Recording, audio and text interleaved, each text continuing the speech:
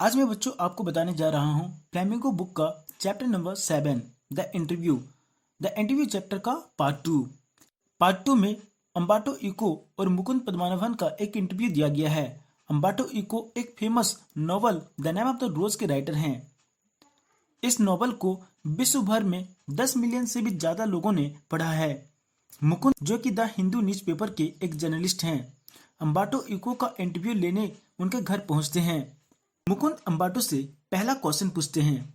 David laws जो कि एक इंग्लिश नॉवलिस्ट हैं और एकेडमिक राइटर हैं, उन्होंने आपके बारे में एक बार टिप्पणी करते हुए कहा था, मैं नहीं समझ पाता हूँ एक इंसान इतनी सारी चीजें कैसे कर सकता है। तो आप डेविड लॉज के इस कमेंट के बारे में क्या कहेंगे? इसका जवाब अम्बाटो इको देते हुए कहते हैं, शायद मुझे देखकर लोगों को लगता है मैं कई सारे काम कर रहा हूँ, लेकिन अंत में मैं आपसे कहना चाहता हूँ मैं सिर्फ एक ही काम करता हूँ। अच्छा, तो वो कौन सा काम है? यह समझना थोड़ा मुश्किल होगा, पर चलो मैं कोशिश करता हूँ। मेरे कुछ फिलोसफिकल इंटरेस्ट है और मैं इस इंटरेस्ट को अपने काम पे यूज करता हूँ। मेरे द्वारा लिखी गई बच्चों की किताबों को देखो, मेरा ये फिलोसफिकल इंटरेस्ट नजर आएगा। आपको हर किताबों में अहिंसा और शांति के बारे में लिखी हुई चीजें मिलेगी। यही एथिकल और फिलोसफिकल इंटरेस्ट मैं हर राइटिंग में फॉलो करता हूँ। लेकिन मेरे पास एक सीक्रेट है, मैं आपको बताता हूँ मैं इतने सारे काम को कैसे कर लेता हूँ। जरा सोचिए, अगर पूरे यूनिवर्स में से सारे एम्प्टी स्पेस को हटा दिया जाए तो क्या होगा? अगर एटम से सारे एम्प्टी स्पेस को हटा दिया जाए तो क्या होगा? ये पूरा यूनिवर्स मेरी मुट्ठी में समा जाएगा। जिस तरह से पूरे ब्रह्मांड में बहुत सारी जगह खाली है, उसी तरह से हमारे जीवन में बहुत सारा समय खाली ही गुजर जाता है। मैं इसी खाली समय को यूटिलाइज करता हूँ। अब मान लेते हैं आप मेरे घर आ रहे हो, आप एलिवेटर से आओगे, आप फर्स्ट फ्लोर से थर्ड फ्लोर तक आओगे, लेकिन मैं यहाँ बैठे बैठे आपका इंतजार नहीं करूंगा। मैं आपके आने तक एक आर्टिकल को लिख चुका हूँगा। वाह, लेकिन ऐसा कर पाना सब लोगों के लिए पॉसिबल नहीं है। चलिए मैं आपके कुछ राइटिंग वर्क्स के बारे में बातें करता हूँ। आपके नॉन फिक्शनल राइटिंग, आपके स्कॉलरली वर्क्स, उसमें एक प्लेफुल और पर्सनल क्वालिटी नजर आती है जो रेगुलर एकेडमिक स्टाइल से डिफरेंट होता है। जो रेगुलर एकेडमिक स्टाइल होती है वो बहुत ही ज़्यादा पर्सनलाइज्ड, ड्राई और बोरिंग सी होती है, लेकिन आपके द्वारा लिखी गई जितनी भी राइटिंग वर्क्स है वो बहुत ही ज़्यादा इंटरेस्टिंग होता है। ऐसा क्यों? क्या आपने इस तरह लिखने का स्टाइल को कहीं से एडॉप्ट किया है या फिर ये नेचुरली आपको मिली है? आह, मैं आपको बताता हूँ। जब मैं अपना पीएचडी डिग्री कंप्लीट कर रहा था, मैंने पहला डॉक्टरल डिसर्टेशन इटली में प्रेजेंट किया था। मेरे प्रोफेसर ने कहा था, अक्सर स्कॉलर्स किसी भी सब्जेक्ट के बारे में बहुत ज़्यादा रिसर्च करते हैं, हाइपोथेसिस और थ्योरीज बनाते हैं। हाइपोथेसिस और थ्योरीज बनाते समय कई गलतियां करते हैं और अंत में सब करेक्ट करके अपने वर्क को प्रेजेंट करते हैं। लेकिन यहाँ तुमने पूरा उल्टा ही किया है। तुमने तो थेसिस को पूरा स्टोरी में लिख डाली है, यहाँ तक कि सारे एरर्स भी डाल दिए हैं। उन्होंने उसी समय समझ लिया कि मैं सही हूँ और मेरे डिसर्टेशन को एक बुक की तरह पब्लिश कर दिया गया। इसका मतलब यह था कि उन्हें मेरे डिसर्टेशन काफी पसंद आया। उस समय मेरी उम्र सिर्फ 22 साल की थी।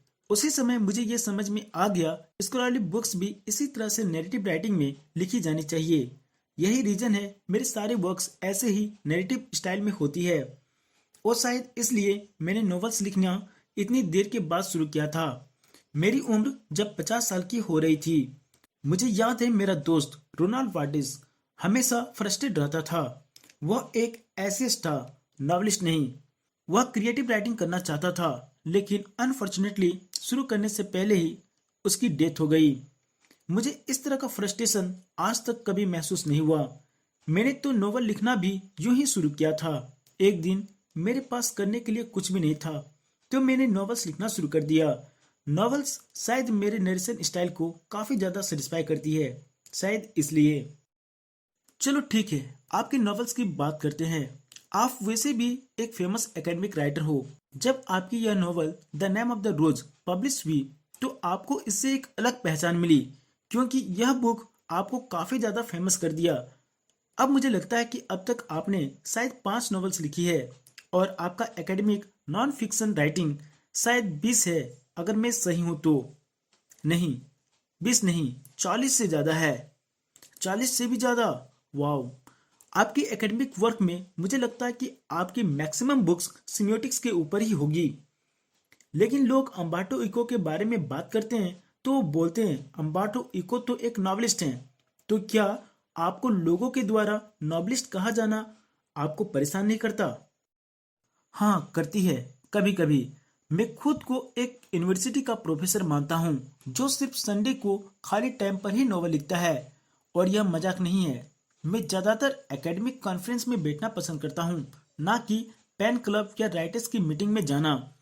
मैं खुद को एकेडमिक कम्युनिटी का एक हिस्सा मानता हूँ। पर ठीक है, अगर उन्होंने मेरी नॉवेल्स पढ़ी है तो भी मुझे पता है कि मैं नॉवल लिखकर ज़्यादा लोगों तक पहुँच सकता हूँ, बड़ी ऑडियंस तक। और मुझे नहीं लगता 10 लाख लोग सिम्योटिक्स पढ़ना पसंद करेंगे। चलिए अब अगली क्वेश्चन पर चलते हैं, जो आपकी novel the name of the rose से जुड़ी हुई है। The name of the rose मैंने भी पढ़ी है। यह बहुत ही सीरियस नॉवल है। एक फ्रंट पर जहां आप जासूसी चीजों के बारे में जिक्र करते हो, वहीं दूसरी तरफ आपने मेटाफिजिक्स, थियोलॉजी और मेडिवल हिस्ट्री के बारे में भी काफी सारी चीजें को डाल दिया है। ये चीजें मिलकर इस नॉवल को काफी ज्यादा कॉम्प्लिकेटेड कर देती है। इसके बावजूद भी यह नॉवल बहुत ही ज्यादा लोगों के द्वारा पसंद की गई। क्या आपको यह नहीं लगता इतने जटिल नॉवल होते हुए भी आपका यह नॉवल बहुत सारे लोगों के द्वारा पढ़ी गई है? क्या आपको यह हैरान नहीं करता? अरे नहीं नहीं, मुझे बिल्कुल भी हैरान नहीं करती। हैरान तो जर्नलिस्ट और पब्लिशर्स होते हैं, क्योंकि उन्हें लगता है कि लोगों को सिर्फ आसान चीजें ही पढ़ना पसंद है, मुश्किल चीजें नहीं। जरा सोचिए, इस पृथ्वी पर 6 बिलियन लोग हैं। द नेम ऑफ द रोज सिर्फ 10 से 15 मिलियन कॉपी ही बिकी है। तो एक तरह से मैं रीडर्स के बहुत छोटे हिस्से तक ही पहुंच पाया हूं। लेकिन हाँ, यही वो छोटा हिस्सा है जिसे आसान रीडिंग बिल्कुल भी पसंद नहीं। मुझे ही देख लो, मैं रात के 9 बजे के बाद डिनर करने के बाद टीवी के सामने बैठ जाता हूँ और टीवी में आने वाला कार्यक्रम मिमामी वॉइस या इमरजेंसी रूम को देखना पसंद करता हूँ।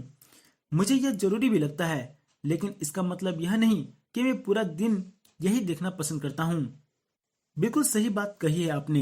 लेकिन फिर भी मेरा एक क्वेश्चन है, इस नॉवल को इतनी बड़ी सफलता का कारण क्या हो सकता है? क्या आपने इस नॉवल में मेडिवल हिस्ट्री के बारे में जिक्र किया है? क्या आप मानते हैं कि आपके नॉवल की सफलता के पीछे यह भी एक कारण हो सकता है? हाँ, क्यों नहीं हो सकता।